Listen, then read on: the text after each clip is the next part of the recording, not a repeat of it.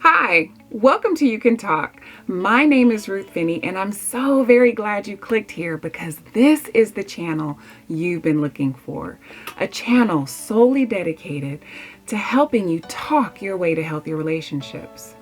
If you're married or dating, if you have some level of family or friends or people you work with, then somewhere in at least one of these areas you've struggled with communication.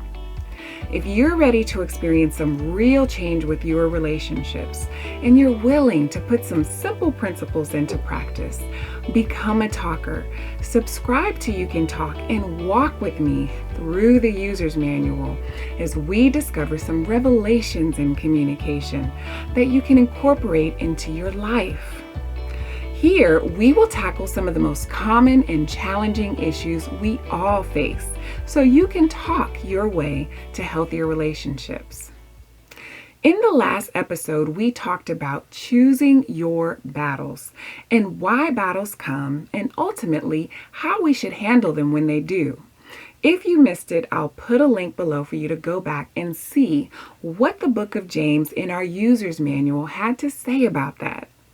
In today's episode, I'll be discussing fighting fair. Basically, since man has been in existence, there has been conflict in the world. Even some of the earliest Bible stories speak of fighting and killing as we humans' preferred method of eliminating a problem. But now, fighting has literally been turned into a sport. The sport of boxing is considered to be one of the world's oldest sports. Many consider it to be a magnificent example of the human body's graceful, elegant, and explosive abilities. However, as mesmerizing as boxing may be to watch, it has one pretty brutal objective, and that is to knock out your opponent. Now, as much as many of us would sometimes like to render the person we're struggling to deal with temporarily unconscious, though it might make us feel good, the outcome of doing that still may not turn out how we hope. The thing with fighting, when used as a sport, is that it usually comes with rules that you must follow. For instance, in boxing, there are rules like getting time to rest between rounds or additional time to recover after a low blow, not being able to strike below the belt, not using the ropes for leverage, not hitting an opponent when they're down. And if there is a foul, such as a clash of the heads, the decision is handed over to the judges to determine a no contest, a technical decision for either fighter or a technical draw. And if you don't follow the rules, you are likely to lose or even be eliminated. Unfortunately, when we're fighting through communication in our relationships, the fighting pretty much never has rules. So when these types of fights arise, the reality of someone getting brutally hurt is very, very high. And even if the relationship does manage to make it through the fight, the people involved are usually never the same. And if we're not careful, the internal damage caused by a sharp-edged tongue can literally render a person's spirit critical to near death with slim to no chance of survival. This does not bode well for a relationship.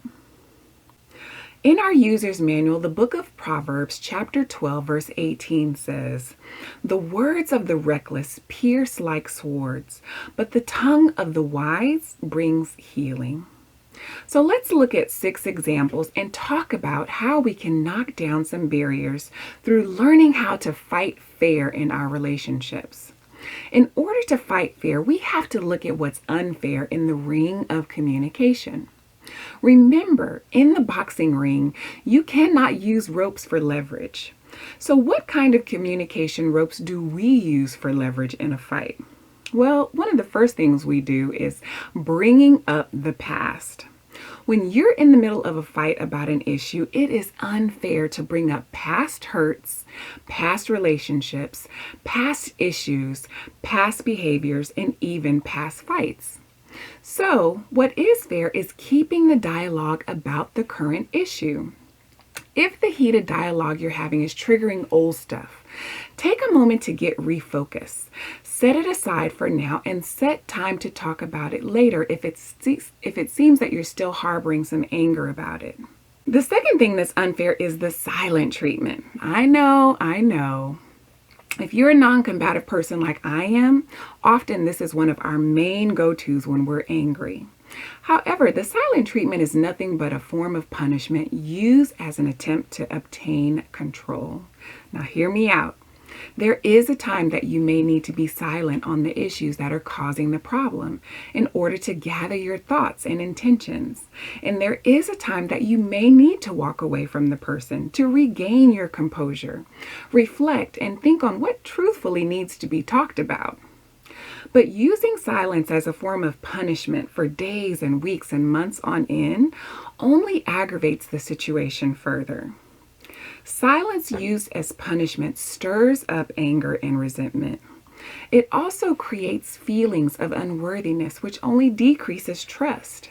When used as a weapon, it makes room for the enemy to come in and create false dialogue for you and the other person that you now have to work through. Things such as false stories that we make up in our minds, accusations, and inappropriate assumptions. So what is fair? Get in the ring and begin the conversation. When an issue is too much for you to talk about without getting overheated, develop a code word that you can agree upon that will stop the fighting and give each other time, maybe at least 5 minutes or more. This is a time that you can cool down and reflect upon the things that are being said. After you've had your few minutes of rest and you have regained your composure, you can reattempt the dialogue or let the other person know that you can't go any further and set a time in the near future to talk again on that subject matter. Do not leave the person hanging for an undetermined period of time. That only leads back to punishment and control and puts you back in a cycle of anger. The next thing that's unfair is venting to those who aren't any help. When we bring up trigger issues in front of friends and family, you invite them in to bring their judgment, their thoughts, their opinions, and unwarranted statements, which can also just cause further division. This is dangerous because they may have their own agendas of creating more problems for you or plans to tear you apart. They may not like you or your partner, and they may not even believe in the institution of marriage or know how to be in a healthy relationship, and therefore may steer you away from it.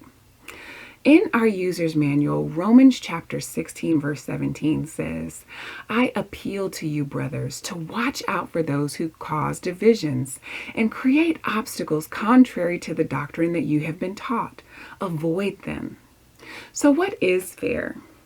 Vent your issues to people you can trust.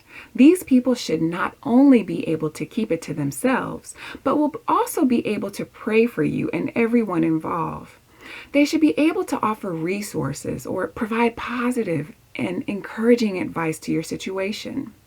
If an unintentional foul, such as the clash of the heads, is preventing you from getting anywhere, claim a no contest and involve a referee or a judge.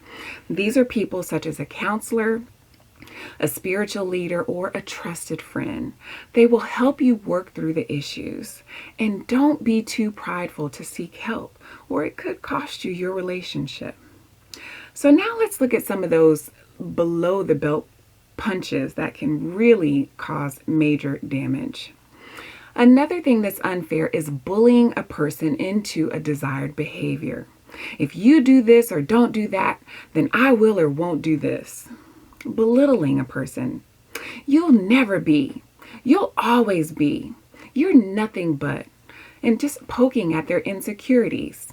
You can't even do this or handle that or take care of this or deal with that. You came from this. And you can't even do that. Things such as sarcasm like, okay, Mr. Know-it-all, or Miss I don't need you, or using a bullying tone and name-calling.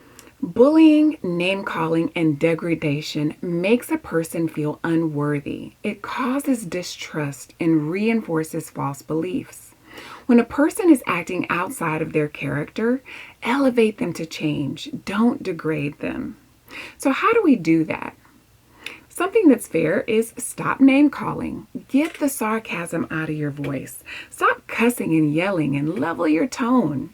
This lets the person know that you respect them or are at least willing to listen to what they have to say so you can move forward. Remind people of who they were created to be and who you know them to be.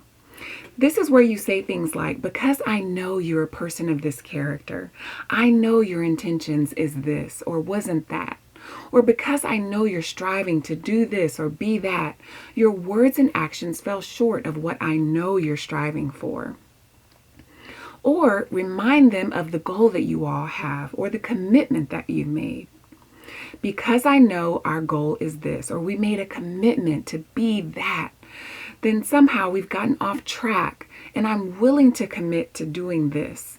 And I'd like to know what you're willing to commit to so that we can get back to having the type of relationship we desire. When you remind people of who they were created to be, who they are, and who they are striving to be, you allow them to maintain control of their own actions and make their own decisions. You're not pushing them or trying to control them, and you're not treating them like a person of incompetence. Speak to the good of a person, and they will rise to it. Speak to the bad, and they are more likely to sink further down into it. The next thing that's unfair is lying or not telling the whole truth. Often, fights are started from surface level, highly ignitable issues. What do I mean when I say that? So you start a fight based on a surface level issue, knowing the real problem is rooted deeply below the surface. For instance, you start a surface level fight about the person's work. Maybe it's the type of work they do, the people they work with, or the amount of money they're making or not making. But really, the root issue is about not being able to spend more time with the person, and you're feeling neglected or alone in the relationship. Or they're not around enough to help with the responsibilities you share, and you're frustrated and are angry about it. But rather than telling the truth about it, we spark up a fight over a less relative issue. Here's another one. You start a surface level fight about their friends. Maybe we don't like them, or the hobbies or the different activities that they're involved in. Maybe they're a waste of time or money. But the root issue is a lack of trust, or maybe even some personal insecurities. When they're out enjoying themselves away from us, we worry if they're with someone else, or because we don't share their enjoyment or the skill that they have with the things that they participate in, we worry if their love or interest in us is diminished. So we'll spark up a fight over a less relative issue instead of telling the whole truth. So what is fair? Be honest. Tell the entirety of what you're feeling and come up with ways that they may be willing and able to help develop our trust or reaffirm our role in their lives. For instance, with the work situation, we can say, I know you have to work, but is there a way that we can create some balance between your work and our time together? Or, I know you have to work, but can you tell me what responsibilities will you be able to maintain with this new work schedule?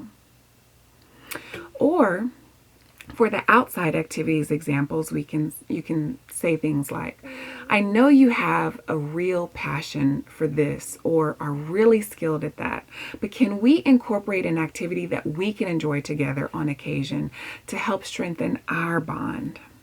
This eliminates room for the enemy to come in and develop a false narrative about who they're with or what they're doing and why. Another thing that's unfair is laying blame on anyone outside of self. In times of trouble, we are quick to look for reasons as to why the issue exists outside of ourselves. Well, if you would just be this way or that way, then I would be able to be this way or that way. Well, if you hadn't done this or said that, then I wouldn't have reacted this way or said that. The bottom line is that we are all responsible for our own behavior. Live out your best life despite anyone else's behavior. For one day we will have to give an account for our own behavior, and there will be no one there to blame. In Romans chapter 14, verse 12, it says, "So then, each of us will give an account of himself to God." So what is fair? If you're ready to make a change or a move, then tell the person, "Where we are is not where I want to be. Because I'm no longer willing to live a life less than who I'm called to be, I've chosen to make this decision." Walk in the truth of what you desire to live and take action to do so. They will either rise to the new level you're trying to achieve or separate themselves from it. When we allow others to make decisions for us about our own lives, we're left feeling robbed of our time and opportunities and the experiences that we would like to have. All that does is create bitterness, resentment, and anger. These types of feelings only lead to a desire of seeking revenge. And when we really want to inflict pain, we'll attempt to kick them while they're down. Maybe when they're depressed or drunk or high or sad or hurt or tired. When the truth is, we gave the power of decision in our lives over to them. This is when we tend to hurt others the most, hitting them below the belt, hitting them bare-knuckled without using the stabilizing bands of God's word, or protecting our relationships by covering our hands with the gloves of prayer. In Ephesians chapter 4, verse 29 through 32, "Do not let any unwholesome talk come out of your mouths, but only that which is helpful for the building others up, according to their needs, that it may benefit those who listen. And do not grieve the Holy Spirit of God, with whom you were sealed for the day of redemption." Get rid of all bitterness and rage and anger, brawling and slander, along with every form of malice. Be kind and compassionate to one another. Forgive each other, just as Christ forgave you. If you can relate to any or all of these communication struggles and are tired of the seemingly endless communication barriers that are keeping you from the relationships you desire to have, then become a talker. Subscribe to You Can Talk, select that notification bell, and meet me here on Thursdays for the next episode where we'll be discussing why timing matters in communication. If you're ready to experience some real change in the communication in your relationships, commit to discovering how you can tame the tongue, approach with compassion, listen deeply, knock down the barriers, and talk your way to healthier relationships. Let your communication be the light of God's love the world so desperately needs to hear. Leave a comment below and let me know what will be your tip of the week or talk-inspired practice that you're willing to commit to working on. Tell me, how will you choose to fight fair this week? Will you stop bringing up the past when discussing current issues? Will you stop using the silent treatment when you're upset? Will you stop venting to those who aren't there to help? Or stop using your words to bully others? Maybe you'll start telling the whole truth about the situation and taking accountability for your own words and actions rather than laying the blame on others. Whatever it is, I'm rooting for you and I'm praying for you because you can talk your way to healthy relationships. Thanks for watching, and if you would, please like and share this video, and I'll see you here next Thursday.